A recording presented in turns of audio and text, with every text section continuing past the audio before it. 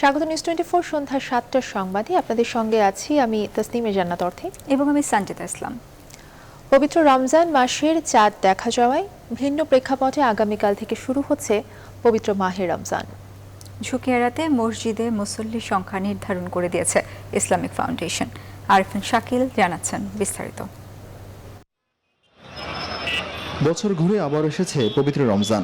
ইবাদত বন্দেগী, পাপ মোচন আর আত্মশুদ্ধির মাস হিসেবে মুসলমানদের কাছে রমজান মাসের গুরুত্ব বরাবরই বেশি। এই মাস জুড়ে মসজিদে মসজিদে ধর্মপ্রাণ মুসলমানদের ঢল নামে।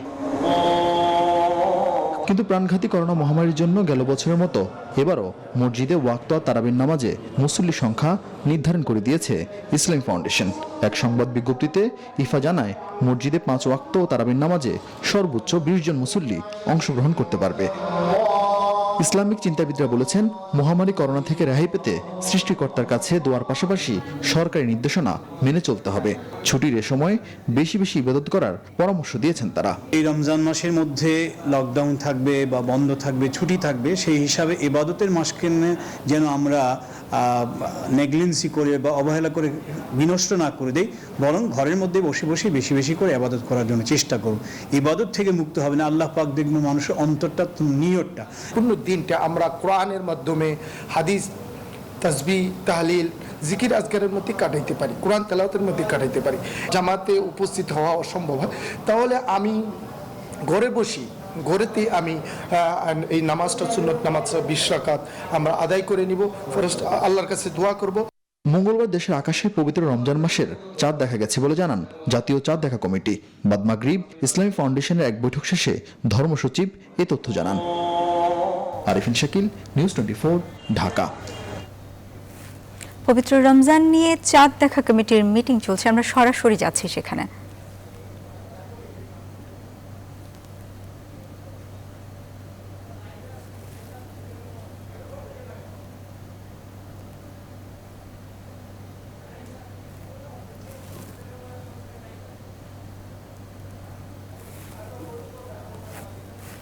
দর্শক, পবিত্র রমজান উপলক্ষে জাতীয় চাঁদ দেখা কমিটির মিটিং শেষে চলছে ব্রিফিং, আমরা সরাসরি যাচ্ছি সেখানে।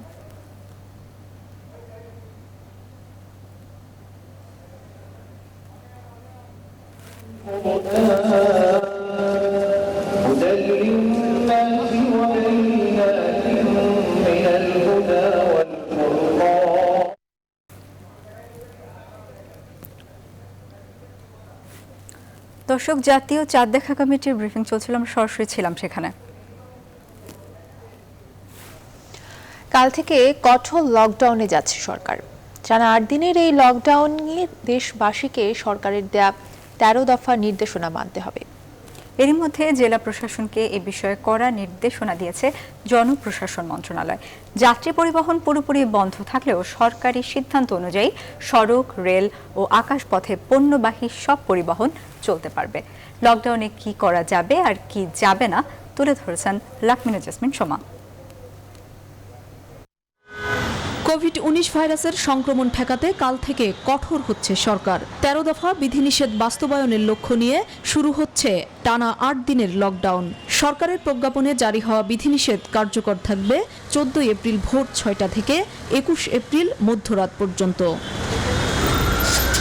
সরকারের 13 দফা নির্দেশনা অনুযায়ী সরকারি, বেসরকারি অফিস এবং স্বায়ত্তশাসিত প্রতিষ্ঠান, ব্যবসায়িক প্রতিষ্ঠান, দোকানপাট এই সময়ে পুরোপুরি বন্ধ থাকবে। তবে স্বাস্থ্যবিধি মেনে খোলা রাখা যাবে রপ্তানিমুখী শিল্প কারখানা। এই সময়ে জরুরি প্রয়োজন ছাড়া কোনোভাবেই বাড়ির বাইরে বের হওয়া যাবে না। খাবারের দোকান, হোটেল, রেস্তোরাঁয় দুপুর 12টা থেকে সন্ধ্যা 7টা পর্যন্ত এবং রাতে 12টা থেকে ভোর 6টা পর্যন্ত খাবার বিক্রয় এবং সরবরাহ করা যাবে। স্বাস্থ্যবিধি মেনে জুম্মার নামাজ এবং তারাবি নামাজ হবে। এরই মধ্যে লকডাউনে বিধিনিষেধ মানতে মাঠ প্রশাসন ও আইন শৃঙ্খলা রক্ষাকারী বাহিনীকে কার্যকর পদক্ষেপ নেওয়ার নির্দেশনা দিয়েছেন জনপ্রশাসন প্রতিমন্ত্রী ফরহাদ হোসেন। আইন শৃঙ্খলা বাহিনীকে কার্যকর পদক্ষেপ গ্রহণ করার জন্য নির্দেশ দেন। লকডাউন বাস্তবায়নে সরকারের কঠোর অবস্থান উল্লেখ করে মঙ্গলবার এক ভার্চুয়াল অনুষ্ঠানে সড়ক পরিবহন ও সেতুমন্ত্রী জানান, অবকাঠামো নির্মাণ কাজ এই নিষেধাজ্ঞার বাইরে থাকবে। বর্ষাকাল আসার আগেই রাস্তাগুলো সচল করতে হবে। করোনা নির্মাণ কাজের ব্যাপারে কোনো প্রকার বাধা নিষেধ থাকবে না। যাত্রী পরিবহন পুরোপুরি বন্ধের নির্দেশনা দিলেও লকডাউনে সড়ক, রেল ও আকাশপথে পণ্য পরিবহনের সুযোগ থাকবে। জীবন এবং জীবিকা এই দুটোকেই যাতে আমরা অব্যাহতভাবে চালু রাখতে পারি সেই ব্যাপারে আমাদের বিশেষ করে মালামাল পরিবহনের ক্ষেত্রে লকডাউনে স্বাস্থ্যবিধি না মানলে সংক্রামক ব্যাধি আইন অনুযায়ী ব্যবস্থা নেবে সরকার। লাকমিনা জেসমিন সোমা, নিউজ 24, ঢাকা। লকডাউনে কাউকে ঘরের বাইরে যেতে দেয়া হবে না বললেন পুলিশের মহাপরিদর্শক বেনজির আহমেদ। মঙ্গলবার সকালে রাজারবাগ পুলিশ লাইনে লকডাউনে পুলিশের মুভমেন্ট পাস অ্যাপসের উদ্বোধনী অনুষ্ঠানে তিনি কথা বলেন। আইজিপি করোনা ঠেকাতে লকডাউনের বিধি নিষেধ মেনে চলার আহ্বান জানিয়ে বলেন, আগামীকাল বিনা প্রয়োজনে কাউকে সড়ক, রাস্তাঘাট এবং বাইরে দেখতে চাই না, তবে জরুরি প্রয়োজনে বাইরে চলাচলের জন্য মুভমেন্ট পাস ব্যবহার করতে হবে।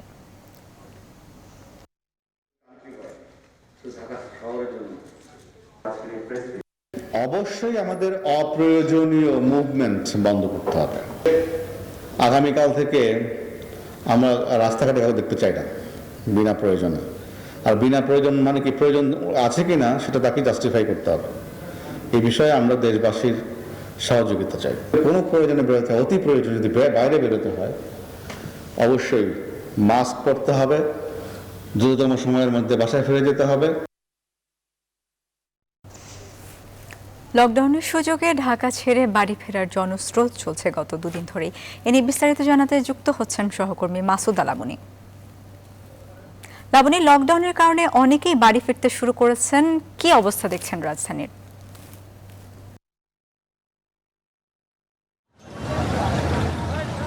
সঞ্জিতা, দুদিন থেকে কিন্তু যে লকডাউন শুরু হবে আগামীকাল ভোর 6টা থেকে, এর জন্য কিন্তু ঢাকা ছাড়তে শুরু করেছিলেন। ঢাকায় যারা থাকেন তারা ঢাকার বাইরে যাচ্ছিলেন। তবে এখন কিন্তু আমি গাবতলীতে আছি, এখানকার চিত্র কিছুটা ভিন্ন, কারণ এখন সন্ধ্যার পর যেহেতু চলাচলে নিষেধাজ্ঞা আছে, সেক্ষেত্রে ঢাকার বাইরে যাওয়ার মানুষের চাপ কিছুটা কম। আর দূরপাল্লা বাস চলাচল না করলেও কিন্তু এখনও পর্যন্ত মানুষ প্রাইভেট কার, মাইক্রোবাস এবং বিভিন্ন যানবাহনে আর কি ঢাকার বাইরে যাচ্ছেন এবং সিএনজিতেও কিন্তু ঢাকার বাইরে যাচ্ছেন। আর আরেকটি বিষয় কিন্তু আপনি দেখতে পাচ্ছেন যে বাসগুলো কিন্তু সন্ধ্যা 6টার পর চলাচলে নিষেধাজ্ঞা ছিল, সেগুলো কিন্তু চলছে এবং এক সিট ফাঁকা রাখতে হবে সে বিষয়গুলো মানা হচ্ছে না এবং স্বাস্থ্যবিধি মানা হচ্ছে না এবং সাধারণ মানুষজনও চলাচল করছেন, সেক্ষেত্রে তাদের স্বাস্থ্যবিধি মানার বিষয়টিও কিন্তু নেই। এবং ঢাকার বাইরে যেরকম মানুষ যাচ্ছে, ঢাকাতেও কিন্তু মানুষ ঢুকছে।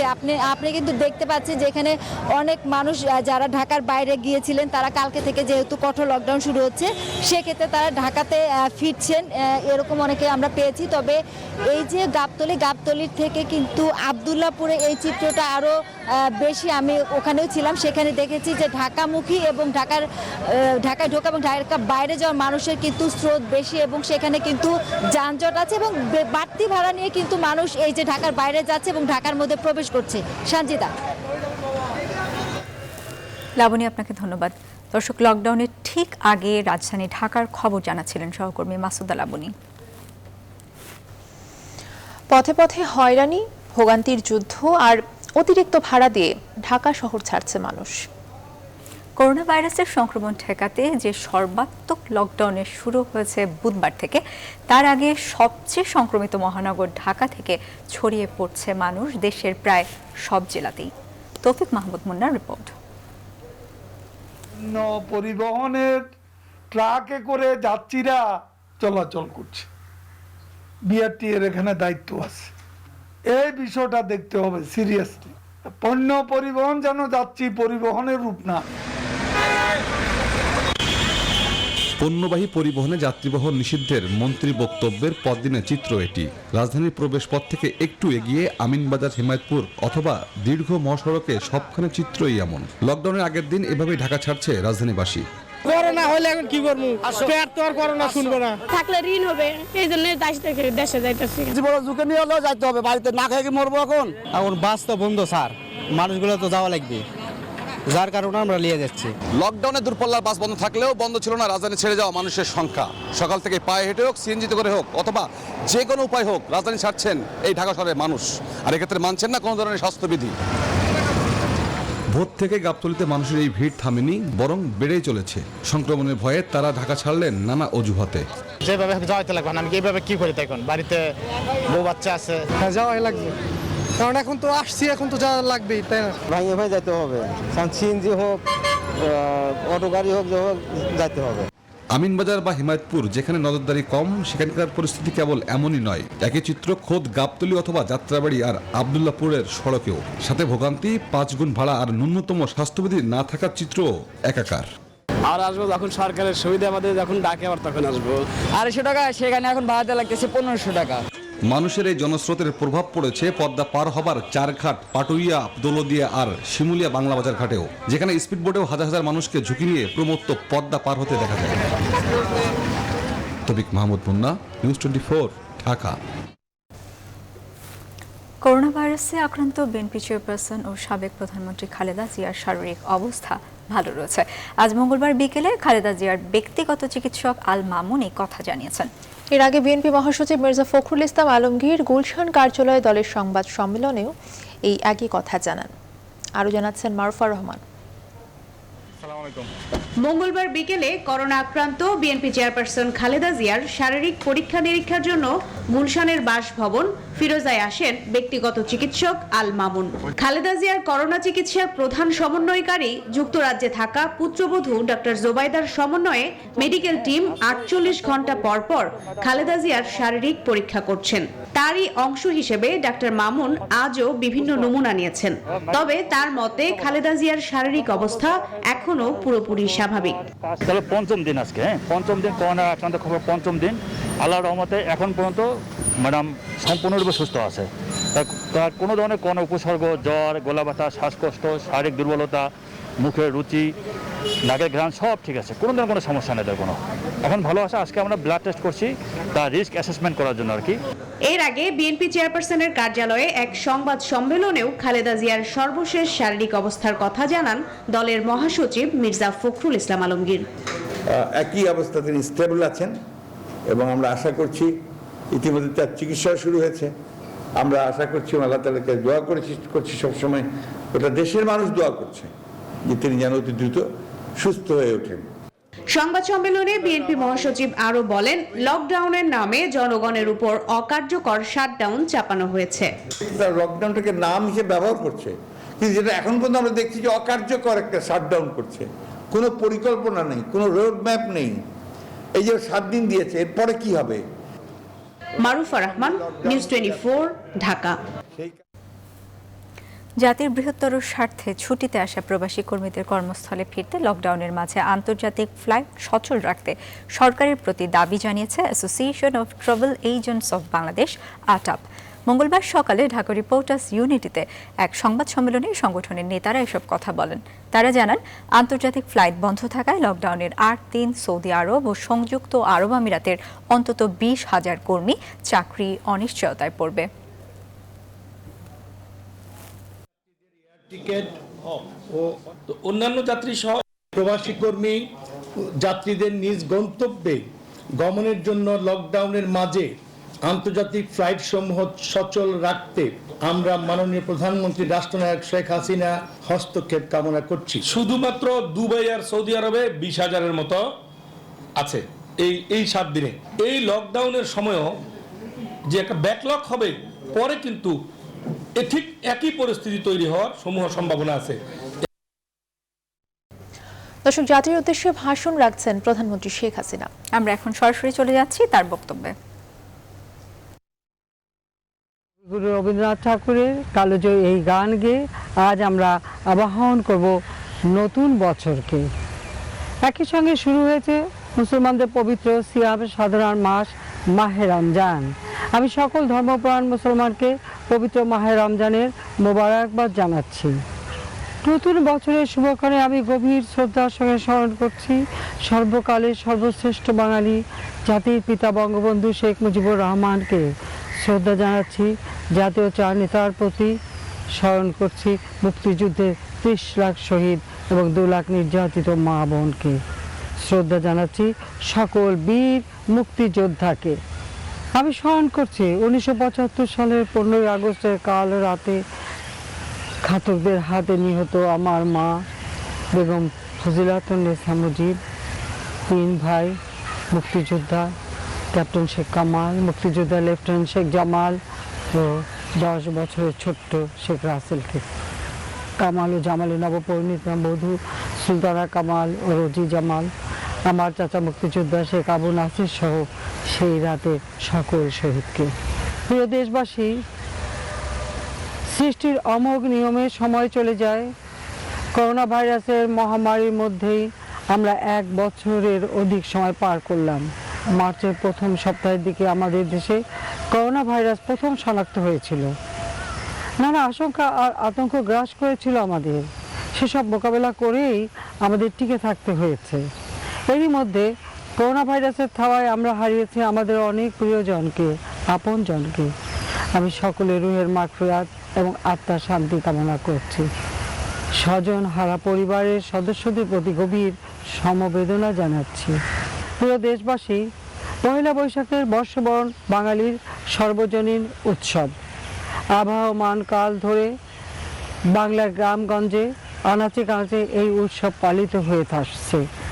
গ্রামীণ মেলা, হালখাতা, বিভিন্ন ধরনের খেলাধুলার আয়োজন ছিল বর্ষবরণের মূল অনুষঙ্গ। ব্যবসায়ীরা আগের বছরের দেনা পাওনা আদায়ের জন্য আয়োজন করতেন হালখাতা উৎসবের। গ্রামীণ পরিবারগুলো মেলা থেকে সারা বছরের জন্য প্রয়োজনীয় তৈজসপত্র কিনে রাখতেন। গৃহস্থ বাড়িতে রান্না হতো সাধ্যমতো উন্নত মানের খাবারের। 1960-এর দশকের শেষ ভাগে ঢাকায় নাগরিক পর্যায়ে ছায়ানটের উদ্যোগে সীমিত আকারে বর্ষবরণ শুরু হয়। আমাদের মহান স্বাধীনতার পর ধীরে ধীরে এই উৎসব নাগরিক জীবনে প্রভাব বিস্তার করতে শুরু করে। 1980-র দশকে পয়লা বৈশাখের বর্ষবরণ অনুষ্ঠানে বাঙালির অসাম্প্রদায়িক এবং গণতান্ত্রিক চেতনার বহিঃপ্রকাশ ঘটতে থাকে। মূলত আওয়ামী লীগ সহ অন্যান্য ধর্মনিরপেক্ষ রাজনৈতিক দল এবং সংগঠন সমূহের কর্মী সমর্থকদের অব্যাহত প্রচেষ্টার ফলেই আজকের এই অবস্থান। কালক্রমে বর্ষবরণ অনুষ্ঠান এখন শুধু আনন্দ উল্লাসের উৎসব নয়, এটি বাঙালি সংস্কৃতির একটি শক্তিশালী ধারক বাহক হিসেবে প্রতিষ্ঠিত হয়েছে। পহেলা বৈশাখ আমাদের সকল সংকীর্ণতা, কুপমণ্ডুকতা পরিহার করে উদারনৈতিক জীবন ব্যবস্থা গড়তে উদ্বুদ্ধ করে। আমাদের মনের ভিতরের সকল ক্লেদ, জীর্ণতা দূর করে আমাদের নতুন উদ্যমে বাঁচার অনুপ্রেরণা দেয়। আমরা যে বাঙালি, বিশ্ববুকে এক গর্বিত জাতি। পহেলা বৈশাখের বর্ষবরণে আমাদের মধ্যে এই স্বায়ত্তবোধ এবং বাঙালিয়ানা নতুন করে প্রাণ পায়, উজ্জীবিত হয়।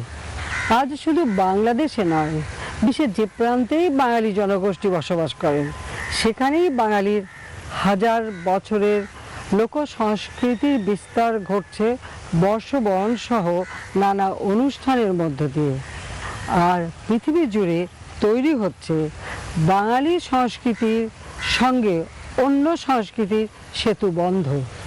গত বছরের মতো এবছর আমরা বাইরে কোনো অনুষ্ঠান করতে পারছি না, কারণ করোনা ভাইরাসের দ্বিতীয় ঢেউ নতুন করে আঘাত এনেছে সারা দেশে। দ্বিতীয় ঢেউয়ের করোনা ভাইরাস আরও মরণঘাতী হয়ে আবির্ভূত হয়েছে। পহেলা বৈশাখের আনন্দ তাই গত বছরের মতো এবারও ঘরে বসেই উপভোগ করব আমরা।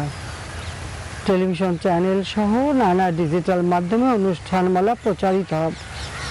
সেসব অনুষ্ঠান উপভোগ ছাড়াও আমরা নিজেরাও পরিবারের সদস্যদের নিয়ে ঘরোয়া পরিবেশে আনন্দ উপভোগ করতে পারি। অতীতের সকল জঞ্জাল গ্লানি ধুয়ে মুছে আমরা নিজেদের পরিশুদ্ধ করব। দীপ্ত পায়ে এগিয়ে যাব সামনের দিকে, গড়ব আলোকোজ্জ্বল ভবিষ্যৎ। এই হোক এবারের নতুন বছরের শপথ। কবিগুরুর ভাষায় আবারও বলতে চাই, নিশি অবসান হই পুরাতন, বর্ষ হলো গত, আমি আজ ধুলিতলে এ জীর্ণ জীবন করিলাম নত। বন্ধু হও শত্রু হও, যেখানে যে কেহ রও, ক্ষমা করো আজিকার মতো পুরাতন বছরের সাথে পুরাতন অপরাধ যত। প্রিয় দেশবাসী, গত বছর করোনা ভাইরাস আঘাত হানার পর আমাদের নানাবিধ বিরূপ পরিস্থিতির মোকাবেলা করতে হয়েছে। এই মহামারী প্রতিরোধে যেহেতু মানুষের সঙ্গ নিরোধ অন্যতম উপায়, সেজন্য আমাদের এমন কিছু পদক্ষেপ করতে হয়েছে যার ফলে মানুষের জীবন জীবিকার উপর প্রভাব পড়েছে। গত সপ্তাহে দ্বিতীয় ঢেউ প্রবল আকার ধারণ করলে মানুষের চলাচলের উপর আমাদের কিছু কিছু নিষেধাজ্ঞা আরোপ করতে হয়। আপনারা দেখছেন কোনোভাবেই সংক্রমণ ঠেকানো যাচ্ছে না। জনস্বাস্থ্য বিশেষজ্ঞদের পরামর্শে তাই আমাদের আরও কিছু কঠোর ব্যবস্থা নিতে হচ্ছে। আমি জানি এর ফলে অনেকেরই জীবন জীবিকার অসুবিধা হবে, কিন্তু আমাদের সকলকেই মনে রাখতে হবে মানুষের জীবন সর্বাগ্রে। বেঁচে থাকলে আবার সব কিছু গুছিয়ে নিতে পারবো। গত বছর আমরা একটানা ৬২ দিন সাধারণ ছুটি বলবৎ করেছিলাম। আমরা এখনো শিক্ষা প্রতিষ্ঠানগুলো খুলে দিতে পারিনি। বিদেশের সঙ্গে চলাচল স্বাভাবিক হয়নি। এই অবস্থা শুধু আমাদের দেশে নয়, বিশ্বের যেখানেই এই মরণঘাতী ভাইরাসের প্রকোপ বাড়ছে সেখানে এ ধরনের ব্যবস্থা নিতে হচ্ছে। মানুষের জীবন রক্ষার পাশাপাশি আমাদের অর্থনীতি, মানুষের জীবন জীবিকা যাতে সম্পূর্ণ ভেঙে না পড়ে সেদিকে আমরা কঠোর দৃষ্টি রাখছি। সকলের সহযোগিতায় আমরা বেশ কিছু কার্যক্রম হাতে নিয়েছিলাম, যার ফলে গত বছর করোনা ভাইরাস মহামারী জনিত প্রভাব আমরা সফলভাবে মোকাবেলা করতে সক্ষম হয়েছি। করোনা ভাইরাসের কারণে অর্থনীতির উপর সম্ভাব্য বিরূপ প্রভাব মোকাবেলায় গত বছর আমরা 4টি মূল কার্যক্রম নির্ধারণ করেছিলাম। 4টি কার্যক্রম হয়েছে: 1. সরকারি ব্যয় বৃদ্ধি করা, সরকারি ব্যয়ের ক্ষেত্রে কর্মসৃজনকেই প্রাধান্য দেওয়া। 2. আর্থিক সহায়তার প্যাকেজ প্রণয়ন, অর্থনৈতিক কর্মকাণ্ড পুনরুজ্জীবিত করা। শ্রমিক কর্মচারীদের কাজে বহাল রাখা এবং উদ্যোক্তাদের প্রতিযোগিতার সক্ষমতা অক্ষুণ্ণ রাখা। 3. সামাজিক সুরক্ষা কার্যক্রমের আওতা বৃদ্ধি, দারিদ্র্য সীমার নিচে বসবাসকারী জনগণ, দিনমজুর এবং অপ্রাতিষ্ঠানিক কর্মকাণ্ডে নিয়োজিত জনসাধারণের মৌলিক চাহিদা পূরণে বিদ্যমান সামাজিক সুরক্ষা কার্যক্রমের আওতা বৃদ্ধি। 4. মুদ্রা সরবরাহ বৃদ্ধি করা, অর্থনীতির বিরূপ প্রভাব উত্তরণে মুদ্রা সরবরাহ এমনভাবে বৃদ্ধি করা যেন মুদ্রাস্ফীতি না ঘটে। এই 4 মূলনীতির ভিত্তিতে আমাদের কার্যক্রম এখনো অব্যাহত রয়েছে। আমরা ইতিমধ্যে প্রায় 1,24,053 কোটি টাকার 23টি প্রণোদনা প্যাকেজ ঘোষণা করেছি। কলকারখানায় যাতে উৎপাদন ব্যাহত না হয় সে ব্যবস্থা আমরা নিয়েছি। কৃষি উৎপাদন বৃদ্ধির উদ্যোগ নিয়েছি। আমরা দিনমজুর, পরিবহন শ্রমিক, হকার, রিক্সাওয়ালা, দোকান কর্মচারী, স্কুল শিক্ষক, মাদ্রাসার শিক্ষক শিক্ষার্থী, মসজিদের ইমাম মুয়াজ্জিন, অন্যান্য ধর্মীয় প্রতিষ্ঠানের সেবাদানকারী, সাংবাদিক সহ নিম্ন আয়ের নানা পেশার মানুষকে সহায়তা দিয়েছি। প্রায় 2.5 কোটি মানুষকে বিভিন্ন সরকারি সহায়তার আওতায় আনা হয়েছে। আপনাদের শঙ্কিত হওয়ার কোনো কারণ নেই। সরকার সব সময় আপনাদের পাশে রয়েছে। দ্বিতীয় ঢেউ আঘাত হানার পর আমি দরিদ্র নিম্নবিত্ত মানুষদের সহায়তার জন্য কার্যক্রম গ্রহণের নির্দেশ দিয়েছি। আমি ইতিমধ্যে পল্লী অঞ্চলে কর্মসৃজনের জন্য 807,65,00,000 টাকা এবং পবিত্র রমজান ও আসছে ঈদ উল ফিতর উপলক্ষে 672 কোটিরও বেশি টাকা বরাদ্দ দিয়েছি। এর দ্বারা দেশের প্রায় 1,24,42,000 নিম্নবিত্ত পরিবার উপকৃত হবেন। গত বছর করোনা ভাইরাসের প্রাদুর্ভাবের পর থেকে ভিজিএফ, টেস্ট রিলিফ সহ বিভিন্ন সামাজিক সুরক্ষা কার্যক্রমের আওতা বৃদ্ধি করা হয়েছে। প্রিয় দেশবাসী, করোনা ভাইরাস মোকাবেলায় ইতিমধ্যেই বিজ্ঞানীরা বেশ কয়েকটি ভ্যাকসিন আবিষ্কার করেছেন। অক্সফোর্ড অ্যাস্ট্রাজেনেকার ভ্যাকসিন সেগুলোর মধ্যে অন্যতম। আমাদের সৌভাগ্য, টিকা উৎপাদনের শুরুতেই উল্লেখযোগ্য পরিমাণ টিকার ডোজ আমরা নিয়ে আসতে সক্ষম হয়েছি। ইতিমধ্যে 56 লাখের বেশি মানুষকে প্রথম ডোজ টিকা দেওয়া সম্পন্ন হয়েছে। যারা প্রথম ডোজ গ্রহণ করেছেন তাদের দ্বিতীয় ডোজ দেওয়া শুরু হয়েছে। আমরা পর্যায়ক্রমে দেশের সকলকে টিকার আওতায় নিয়ে আসব। আমাদের সে প্রস্তুতি রয়েছে। তবে টিকা দিলেই একজন সম্পূর্ণভাবে সুরক্ষিত হবেন এমন নিশ্চয়তা নেই বলে স্বাস্থ্য বিশেষজ্ঞরা জানিয়েছেন। কাজে টিকা নেওয়ার পরেও আমাদের স্বাস্থ্যবিধি মেনে চলতে হবে। ঢাকা সহ সারা দেশের প্রতিটি জেলায় করোনা ভাইরাস রোগীর চিকিৎসা সুবিধার আওতা আরও বৃদ্ধি করা হচ্ছে। ইতিমধ্যে করোনা ভাইরাস রোগীদের চিকিৎসার জন্য বিশেষায়িত সরকারি হাসপাতালগুলোতে নিরবচ্ছিন্ন অক্সিজেন সরবরাহের ব্যবস্থা নেওয়া হয়েছে। বিদ্যমান আইসিইউ সুবিধা আরও বৃদ্ধি করা হয়েছে। তবে আমাদের সবাইকে সাবধান হতে হবে। আমাদের প্রত্যেকের দায়িত্ব আমাদের নিজের, পরিবারের সদস্যদের এবং প্রতিবেশীর সুরক্ষা প্রদানের। কাজে ভিড় এড়িয়ে চলুন, বাইরে বের হলে মাস্ক ব্যবহার করুন, ঘরে ফিরে পরিষ্কার পরিচ্ছন্ন হয়ে গরম পানির ভাপ নিন। করোনা ভাইরাস মোকাবেলায় সরকার ইতিমধ্যে 18 দফার নির্দেশনা জারি করেছে। আমরা যদি সকলে করোনা ভাইরাস মোকাবেলায় স্বাস্থ্যবিধি মেনে চলি, অবশ্যই এই মহামারীকে আমরা নিয়ন্ত্রণে রাখতে সক্ষম হব ইনশাআল্লাহ। প্রিয় দেশবাসী, যুগে যুগে মহামারী আসে নানা ঝড় ঝঞ্ঝা, দুর্যোগ দুর্বিপাক। এসব মোকাবেলা করেই মানব জাতিকে টিকে থাকতে হয়। জীবনের চলার পথ মসৃণ নয়, তবে পথ যত কঠিনই হোক আমাদের তা জয় করে এগিয়ে যেতে হবে। আমাদের জাতীয় কবি কাজী নজরুল ইসলামের ভাষায় তাই বলতে চাই, আমরা চলিব পশ্চাতে ফেলি পচা অতীত, গিরি গুহা ছাড়ি খোলা প্রান্তরে গাহিব গীত। সৃজিব জগৎ বিচিত্রতর বীর্যবান, তাজা জীবন্ত সে নব সৃষ্টি শ্রম মহান। বাঙালি বীরের জাতি, নানা প্রতিকূলতা জয় করেই আমরা টিকে আছি। করোনা ভাইরাসের এই মহামারীও আমরা ইনশাআল্লাহ মোকাবেলা করব। নতুন বছরে মহান আল্লাহর দরবারে তাই প্রার্থনা, বিশ্বকে এই মহামারীর হাত থেকে রক্ষা করুন। আপনারা সবাই ভালো থাকুন, সুস্থ থাকুন, সবাই স্বাস্থ্যবিধি মেনে চলুন। সবাইকে আবারও নতুন বছরের শুভেচ্ছা। সর্বশক্তিমান মহান আল্লাহ তাআলা আমাদের সকলের সহায় হন। জয় বাংলা, জয় বঙ্গবন্ধু, বাংলাদেশ চিরজীবী হোক। খোদা হাফেজ। জাতির উদ্দেশ্যে প্রধানমন্ত্রী শেখ হাসিনা এতক্ষণ বক্তব্য রাখছিলেন। আমরা সরাসরি ছিলাম এতক্ষণ তার বক্তব্যে। সন্ধ্যা সংবাদে এই পর্যায়ে একটি বিরতি নিচ্ছি, সঙ্গেই থাকুন। আবার স্বাগত। দেখছেন সন্ধ্যা 7টার সংবাদ। লাগামহীন করোনায় আক্রান্ত আর মৃত্যু বাড়ছেই। গেল 24 ঘন্টায় সারা দেশে আক্রান্ত শনাক্ত হয়েছে 6028 জন, মৃত্যু হয়েছে 69 জনের। হাসপাতালগুলোতে শয্যা ফাঁকা নেই, গুরুতর রোগীদের জন্য আইসিইউ। এমত অবস্থায় আক্রান্ত রোগী কমানোর পাশাপাশি শুরু থেকেই চিকিৎসা সেবা নিশ্চিতের মাধ্যমে মৃত্যু কমাতে চায় হাসপাতালগুলো। রিশাদ হাসান জানাচ্ছেন বিস্তারিত। করোনা ভাইরাসের বিরুদ্ধে ব্যাপক হারে যুদ্ধ চিকিৎসক, নার্স ও স্বাস্থ্যকর্মীদের। প্রতিদিনে হাসপাতালে বাড়ছে রোগীর চাপ। এই চাপ সামাল দিতে হিমশিম খাচ্ছে রাজধানীর বিভিন্ন হাসপাতাল। গেল 24 ঘন্টায় সারা দেশে আক্রান্ত শনাক্ত হয়েছে 6028 জন, মৃত্যু মিছিলে যোগ হয়েছে আরও 69 জন। প্রতিদিন ঊর্ধ্বমুখী করোনা রোগীর সংখ্যা ভাবাচ্ছে স্বাস্থ্যসেবা বিভাগকেও। রোগী নিয়ে হাসপাতালে হাসপাতালে আইসিইউর জন্য ঘুরছেন স্বজন। এরই মধ্যে কারো মৃত্যু হচ্ছে, কেউ মারা যাচ্ছেন হাসপাতালেই। বাড়িতেও মৃত্যুর সংখ্যা বাড়ছে প্রতিদিন। মৃত্যু ঝুঁকি কমাতে আক্রান্ত হওয়ার সাথে সাথেই চিকিৎসা সেবা নেওয়ার পরামর্শ দিচ্ছেন মুগদা মেডিকেল কলেজ হাসপাতালের সহকারী পরিচালক।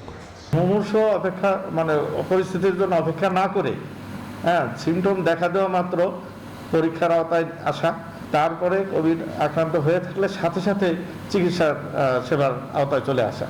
তবে বাড়তি রোগী নিয়েও বিপাকে আছে হাসপাতালগুলো। এই মুহূর্তে রোগী কমানোটাকেই চ্যালেঞ্জ মনে করছে কুর্মিটোলা জেনারেল হাসপাতালের পরিচালক। আইসিইউ কোনো অবস্থাতেই আমাদের টার্গেট না, it is the last destination. সুতরাং কোনো অবস্থাতেই আমরা আইসিইউকে নিয়ে এত বেশি চিন্তিত বা ওই জায়গায় ফোকাস করতে চাই না। আমরা সবচেয়ে বেশি ফোকাস করতে চাই রোগী যেন তৈরি না হয়, আমাদের সংক্রমণটা যেন কম হয়। মহামারী মোকাবেলায় রোগীর স্বজনদের কেবিন সহ হাসপাতালের নানা সুযোগ সুবিধা চাওয়ার মানসিকতাও পরিবর্তন আনা জরুরি বলে মনে করছে হাসপাতাল কর্তৃপক্ষ। রিশাদ হাসান, নিউজ 24, ঢাকা। লকডাউনের মধ্যে ব্যাংক খোলা রাখার সিদ্ধান্ত নেওয়া হয়েছে। সকাল 10টা থেকে দুপুর 1টা পর্যন্ত সকল ব্যাংকই খোলা থাকবে। দিনভর গ্রাহকের ভোগান্তির পর বিকেলে মন্ত্রিপরিষদ বিভাগ থেকে এ সংক্রান্ত চিঠি দেওয়া হয় কেন্দ্রীয় ব্যাংকের গভর্নরকে। এদিকে সকাল থেকে রাজধানীর বিভিন্ন ব্যাংক শাখায় উপচে পড়া ভিড় চোখে পড়ে। ঘন্টার পর ঘন্টা লাইনে দাঁড়িয়ে গ্রাহককে সেবা পেতে হয়েছে।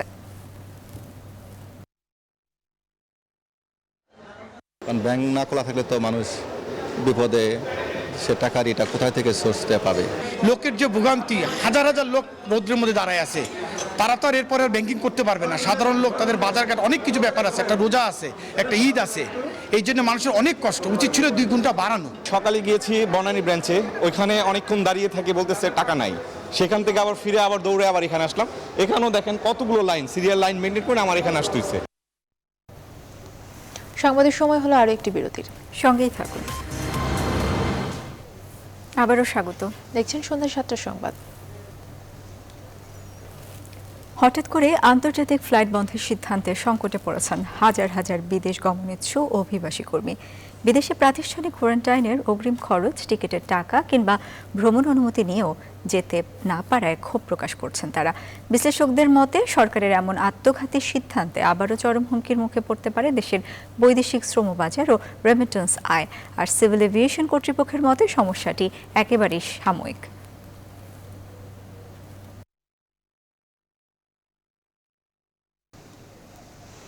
হেফাজতের বিতর্কিত কর্মকাণ্ডের কারণে নায়েবে আমির পদ থেকে ইস্তফা দিয়েছেন বাংলাদেশ ফরায়েজি আন্দোলনের বর্তমান সভাপতি মাওলানা আব্দুল্লাহ মোহাম্মদ হাসান। মঙ্গলবার ঢাকা রিপোর্টার্স ইউনিটিতে এক সংবাদ সম্মেলনে দল থেকে পদত্যাগের ঘোষণা জানান তিনি। আগমনকে কেন্দ্র করে আগের ও পরের বিশৃঙ্খল পরিস্থিতিতে গভীর উদ্বেগ প্রকাশ করছি। হেফাজতে ইসলামে যোগ্য নেতৃত্বের সংকট সৃষ্টি হয়েছে। গ্রুপিং, দলাদলি সৃষ্টি হয়েছে নিজেদের অঙ্গনে। সম্প্রতি কিছু ব্যক্তি নিজস্ব এজেন্ডা বাস্তবায়নে একটি প্ল্যাটফর্ম হয়ে দাঁড়িয়েছে। বিষয়গুলো বিবেচনা করে আমি হেফাজতে ইসলামের নায়েবে আমির পদ থেকে ইস্তফা প্রদান করলাম। কুমিল্লা দক্ষিণ জেলা আওয়ামী লীগের সহ সভাপতি আলহাজ মোহাম্মদ ইলিয়াস মিয়া সহ দলীয় নেতাকর্মীর বিরুদ্ধে ষড়যন্ত্রমূলক হত্যা মামলা প্রত্যাহার দাবিতে সাংবাদিক সম্মেলন অনুষ্ঠিত হয়েছে। বিকেলে কুমিল্লা মহানগরের রানীর বাজার এলাকায় কুমিল্লা দক্ষিণ জেলা আওয়ামী লীগের সহ সভাপতি আলহাজ মোহাম্মদ ইলিয়াস মিয়ার ছেলে তানজিব আহমেদ তমাল লিখিত বক্তব্য পাঠ করেন। সংবাদ সম্মেলনে স্থানীয় আওয়ামী লীগের নেতাকর্মীরাও উপস্থিত ছিলেন।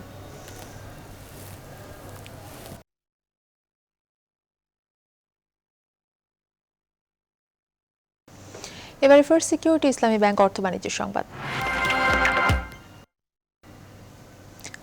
সিঙ্গাপুরের নতুন একটি ভ্যাকসিন উৎপাদন সাইটে 40 কোটি ইউরো বিনিয়োগের পরিকল্পনা করেছে ফরাসি ওষুধ প্রস্তুতকারী সংস্থা সানোফি।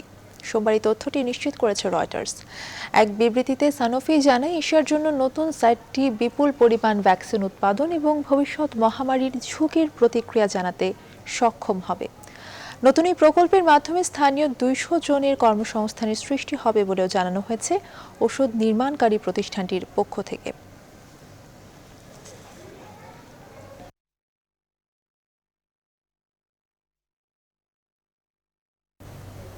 সন্ধ্যা সংবাদে আবারও বিরতি নিচ্ছি, সঙ্গেই থাকুন। আবারও স্বাগত। আপনারা দেখছেন সন্ধ্যা 7টার সংবাদ। এবারে খেলার খবর। অবশেষে করোনা নেগেটিভ হওয়ায় নিজ দেশ দক্ষিণ আফ্রিকার উদ্দেশ্যে বাংলাদেশ ছেড়েছেন 5 প্রোটিয়া নারী ক্রিকেটার। সিলেটে করোনা পজিটিভ ফলাফল আসার পর ঢাকায় আবারও পুরো দলের কোভিড টেস্ট করানো হয়। সেই ফলাফল বিকেলে হাতে পায় ক্রিকেট বোর্ড। সেখানে সবার ফলাফল নেগেটিভ আসে। এরপর পরই মেলে নিজে দেশে যাওয়ার ছাড়পত্র।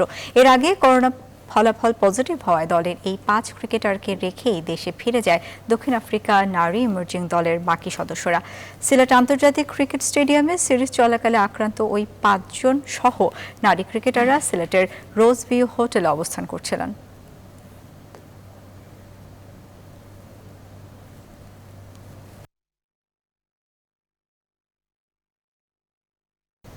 এখন এই পর্যন্তই। আরও জানতে ভিজিট করুন www.news24bd.tv। ধন্যবাদ।